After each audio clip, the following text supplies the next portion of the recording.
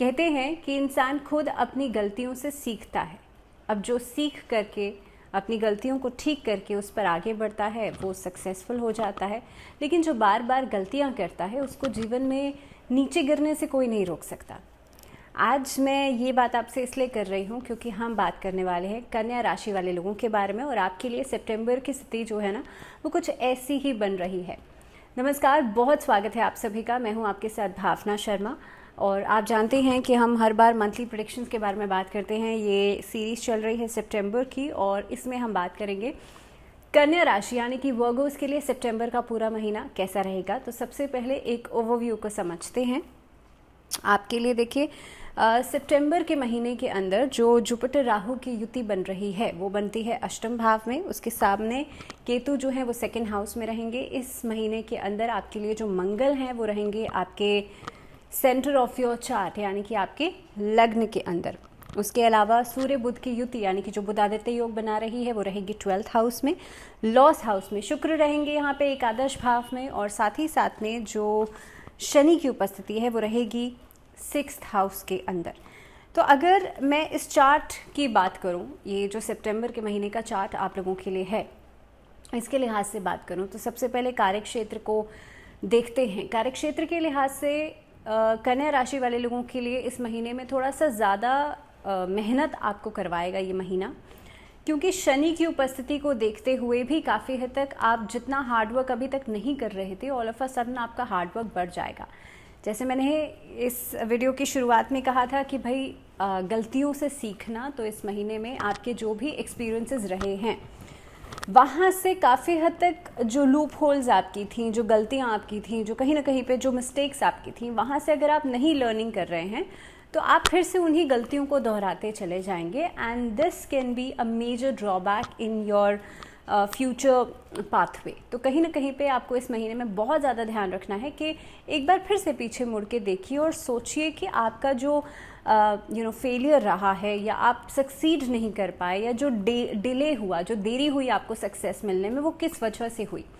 So make sure कि आप उन चीज़ों को नोट डाउन ज़रूर करें और उस पर काम ज़रूर कीजिएगा।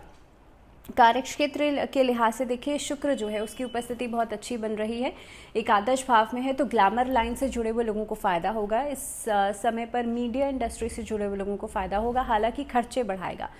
आर्थिक चीज़ों की मैं बात करूंगी, लेकिन इस महीने के अंदर इन क्षेत्रों में नौकरी लगने के चांसेस बढ़ सकते हैं। इस समय के अंदर आप देखेंगे आप खुद का कोई नया सेटअप शुरू कर सकते हैं। व्यापार के लिहाज से ओवरसीज काम आपको फ़ायदा करेगा, आयात निर्यात का काम फ़ायदेमंद हो सकता है। क्लॉथिंग, कपड़े का व्यापार अगर करते हैं वो आपके लिए बढ़िया रहेगा। कोई नया ऐसा सेटअप शुरू करना चाहते हैं, एज अ फीमेल आप खुद से एंटरप्रेन्योरशिप में आगे बढ़ना चाहते हैं, तो आपके लिए बहुत अच्छा समय रहेगा। लेकिन ध्यान इस बात का रखिएगा कि बहुत बड़ा अमाउंट ले करके आप किसी कार्य की शुरुआत नहीं करें, क्योंकि उतना हैंडल कर पाना या मैं ये कहूँगी कि उतना उस चीज़ को कंपनसेट कर पाना, ये समय उसके लिए अलाउंस आपको नहीं दे रहा है, ये समय उसके लिए आपको कहीं ना कहीं पे सपोर्टिव नहीं है। सो बेहतर ये होगा कि आप शुरू करना ही चाहते हैं या चाहती हैं, सो थोड़ा कम अमाउंट से आप शुरुआत कर सकती हैं। दूसरी बात, जो शनि की मौजूदगी दिखा रही है, ये महीना व्यवसाय के लिए बहुत बढ़िया रहेगा। देखिए, नौकरी पेशा अगर आप लोग हैं तो बदलाव करना चाहते हैं, चेंज ऑफ अ जॉब चाहते हैं, उसके लिए 15 एटलीस्ट 15 सितंबर तक तो ज़रूर वेट कीजिएगा। उसके बाद जब सन ट्रांजिट कर लेंगे उसके बाद आप जॉब चेंज के बारे में सोच सकते हैं। दूसरी बात ये है कि इस महीने में प्रमोशंस दिखाई देते हैं, लेकिन वो भी लगभग 20 सितंबर के बाद दिखाई देते हैं। अगर आप व्यवसाय करते हैं तो व्यावसायिक लोगों के लिए समय बहुत अच्छा रहेगा, बिकॉज नए प्रोजेक्ट्स, नया सेटअप, इनफैक्ट और परफ्यूम इंडस्ट्री से जुड़ा हुआ अगर कोई काम करते हैं, स्टोन से जुड़ा हुआ कोई काम करते हैं, तो आपके लिए समय बहुत अच्छा है।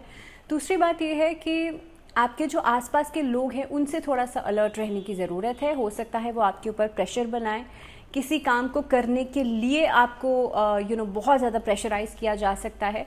आपके सीनियर से तालमेल बना करके चलेगा, लेकिन गलत चीज़ों पर सपोर्टिव नहीं रहिएगा। सो ये एक माइंडसेट आपको सोचने समझने की ज़रूरत है। अगर आप किसी का साथ दे रहे हैं, बेहतर ये होगा साथ तब दें जब आपको उनका पक्ष सही लगे। गलत चीज़ का साथ देंगे तो कहीं ना कहीं पे आप भी you will fall into a pit. दूसरी बात, इस महीने में आपके जो गुप्त शत्रु हैं वो परेशान कर सकते हैं, तो ऐसे लोगों से बहुत ज़्यादा सावधान रहना है। और ख़ास तौर पे टिल 22 सितंबर। इस महीने के अंदर आप देखेंगे राहु और केतु की उपस्थिति जो लगती है, उसकी वजह से आपके जो वरिष्ठ हैं, जो आपके सीनियर्स हैं, उनके साथ छोटी छोटी बातों पर मतभेद हो सकते हैं। कोर्ट कचहरी के मामलों की वजह से इसका असर आपके कार्यक्षेत्र पर ज़रूर पड़ेगा। सो मेक श्योर कि आप लोग अपने डेली स्केड्यूल्स को मैनेज ज़रूर करें, उनको प्लान अप ज़रूर करें। ऐसा नहीं करें भाई लास्ट मोमेंट पे आपके लिए चीज़ें हो रही हैं, तो जितना प्लानिंग के साथ चलेंगे उतना ही आपके लिए अच्छा रहेगा। दूसरी बात, अगर मैं बात करूं यहाँ पे आर्थिक स्थिति की, फाइनेंसेस की, तो फाइनेंसेस के लिहाज से देखिए महीना खर्चों को बढ़ाएगा। सबसे पहली चीज़ तो सूर्य और बुध, ये आपके कार्यक्षेत्र के लिए भी है, यहाँ पर कॉन्फिडेंस आपका कम दिखाई दे रहा है। सो जो लाइक आई वाज सेइंग कि भाई आप चेंज करने के बारे में सोचेंगे तो हो सकता है 15 से पहले आप चेंज कर ही नहीं पाएँ, बिकॉज सूर्य की उपस्थिति जो बनती है वो आपके द्वादश भाव में है। हालांकि बुध आदित्य योग बना रहे हैं, लेकिन द्वादश भाव में बैठ करके कॉन्फिडेंस को कम करेगा, विल पावर को कम करेगा, डिसीजन मेकिंग करने में दिक्कत आएगी। इनफैक्ट हो सकता है आप किसी भी काम को लीड नहीं कर पाएँ।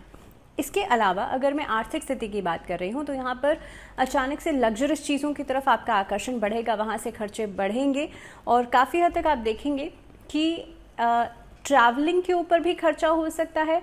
फादर की हेल्थ ख़राब होने के ऊपर खर्चा हो सकता है, दैट मीन्स उनकी हेल्थ को लेकर के थोड़ी सी चीज़ें आपको ख़राब लगती हैं, उसके ऊपर खर्चा होता हुआ नज़र आता है। तो फादर की हेल्थ को लेकर के ज़रूर आप थोड़ा सा कॉशियस रहिएगा। इसके अलावा अगर मैं बात करूं इन्वेस्टमेंट्स की, तो देखिए इन्वेस्टमेंट्स के लिहाज से महीना बढ़िया दिखाई देता है। आपको अलग अलग क्षेत्रों में इन्वेस्टमेंट करना चाहिए। पार्टनरशिप में काम फेवरेबल रहेंगे, प्रॉपर्टी में इन्वेस्टमेंट फ़ायदेमंद हो सकता है। मंगल आपके सेंटर ऑफ द चार्ट बैठा है। दूसरी बात, अगर आप किसी को पैसा उधार दे रहे हैं, वहाँ से वापस आने के चांसेस कम बनते हैं। सो मेक श्योर आप उधार दे रहे हैं तो बहुत सोच समझ के दीजिएगा। If you are very much willing, या आप चाहते हैं भाई कोई बहुत ही ऐसा इंसान है जिसे आप मना नहीं कर सकते, वो एक अलग बात है, लेकिन मेक श्योर कि आप 1 से 1.5 महीना तो उम्मीद नहीं लगा सकते कि वो पैसा आपका वापस आएगा। दूसरी चीज़ कि इस महीने के अंदर जो आपके खर्चे हैं वो बहुत सोच समझ के कीजिएगा। बहुत जैसे होता है ना कि you have to make it in line कि कहाँ पर ओवर एक्सपेंडिचर हो रहा है और कितना आपके लिए ज़रूरी है। सो वो ज़रूरी तक ही रहे, वही बढ़िया है। इस महीने में ओवर एक्सपेंडिचर करना आने वाले समय में फाइनेंसेस को डिस्टर्ब कर सकता है। लगभग 20 सितंबर के बाद से बेहतर इन्वेस्टमेंट्स होने के प्लान्स बन सकते हैं। इनफैक्ट इस महीने में जो लोग शेयर मार्केट में ट्रेडिंग करते हैं उनके लिए समय बहुत अच्छा दिखाई देता है। स्वास्थ्य के नज़रिए से बात करते हैं तो देखिए स्वास्थ्य के नज़रिए से जैसे मैंने पहले ही कहा था, राहु और बृहस्पति आपके 8th हाउस में आ गए हैं। सडन एक्सीडेंट, सडन सर्जरीज या चोट आदि लगने का खतरा, अगर घर में छोटे बच्चे हैं उनकी सेहत को लेकर के थोड़ा सा एहतियात ज़रूर बरतेगा। एंग्जाइटी, बहुत ज़्यादा स्ट्रेस परेशान कर सकता है। पीयर प्रेशर बच्चों के ऊपर, अगर कोई बच्चा है घर में वो कन्या राशि का है तो उनके ऊपर स्ट्रेस या बहुत ज़्यादा प्रेशर की वजह से भी एंग्जाइटी बढ़ेगी। इस महीने में जितना हो सकता है नमक के पानी से स्नान ज़रूर कीजिएगा।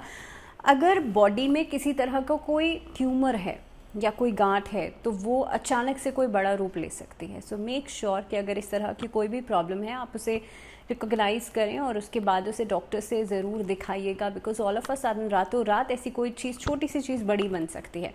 So if you have any malignant tumour also तो आप उसे डॉक्टर से चेकअप ज़रूर कराइएगा। इसके अलावा 23 सितंबर के बाद से आपकी सेहत जो है उसमें बेहतरी आप लोग देखेंगे। आपका इम्यून सिस्टम काफ़ी स्ट्रांग होगा, आप फिटनेस को लेकर के काफ़ी ज़्यादा अलर्ट रहेंगे और इस महीने में जितना योग करेंगे, जितनी साधना करेंगे उतना आपके लिए बेहतर रहेगा। रिलेशनशिप्स की बात करते हैं। सबसे पहले लव रिलेशनशिप की मैं बात करूं तो ये महीना लव रिलेशनशिप्स के लिहाज से देखिए बढ़िया रहेगा, लेकिन मिसअंडरस्टैंडिंग्स, छोटे छोटे कॉन्फ्लिक्ट्स आ सकते हैं और वो कॉन्फ्लिक्ट्स बीच बीच में आपके रिश्ते को ख़राब कर सकते हैं। But what you need to do is you have to be very much confident and careful regarding what you speak. आप जो कह रहे हैं उसको लेकर के थोड़ा सा अलर्टनेस रखिएगा, बिकॉज आपकी बातों को लोग मिसइंटरप्रेट कर सकते हैं। दूसरी चीज़ ये है कि इस महीने में वैवाहिक जीवन को जितना ज़्यादा मैं ये कहूँगी कि जितना आप साइलेंट मोड पे रहेंगे उतना अच्छा रहेगा। अपनी बातों को किसी तीसरे इंसान तक लेकर के जाना वो एक सबसे बड़ी समस्या का कारण बन सकता है। बिकॉज इस महीने के अंदर आप जितना स्टेबिलिटी के साथ चीज़ें हैंडल करेंगी उतना ही आपके रिश्ते में बैलेंस और कंपैटिबिलिटी बढ़ेगी।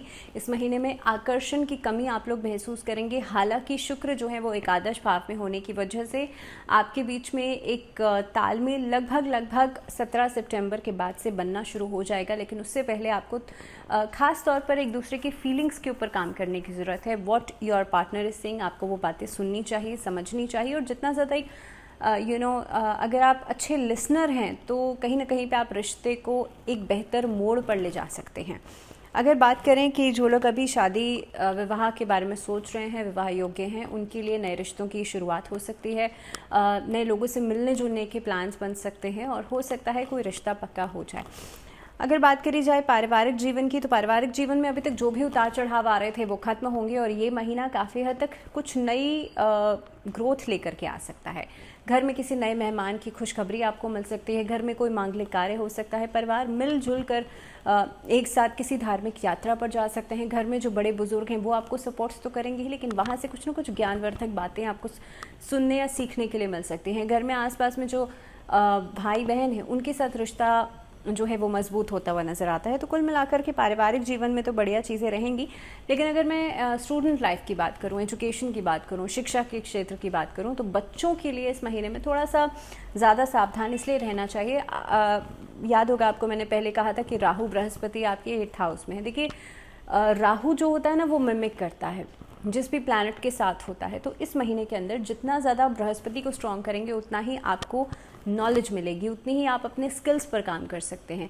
तो इसीलिए स्टूडेंट्स के लिए बहुत इंपॉर्टेंट है वो इस महीने में नारायण कवच का पाठ ज़रूर करें या फिर माँ सरस्वती की आराधना ज़रूर करें।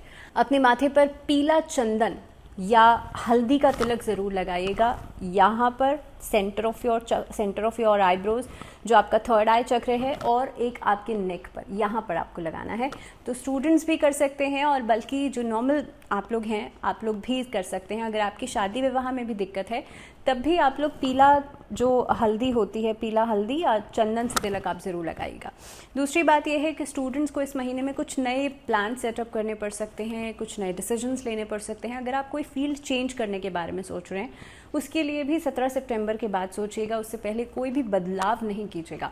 स्टूडेंट्स को भी काफ़ी हद तक कॉन्फिडेंस की कमी महसूस होगी, तो आप लोग सूर्य को अर्घ ज़रूर दें और आदित्य हृदय स्तोत्र का पाठ ज़रूर कीजिए। If you don't have time सिर्फ सुन लीजिए, उतना काफ़ी रहेगा, लेकिन सूर्य को अर्घ ज़रूर दीजिएगा। इसके अलावा अगर मैं बात करूं उपाय की, तो देखिए आप लोगों को हर दिन यानी कि डेली दुर्गा कवच या दुर्गा चालीसा का पाठ करना है। इससे आपका भय खत्म होगा, जीवन में जो भी परेशानियां हैं या जो भी उतार चढ़ाव हैं वो खत्म होंगे। साथ ही साथ में भगवान गणेश की उपासना हर बुधवार नियमित रूप से ज़रूर कीजिएगा।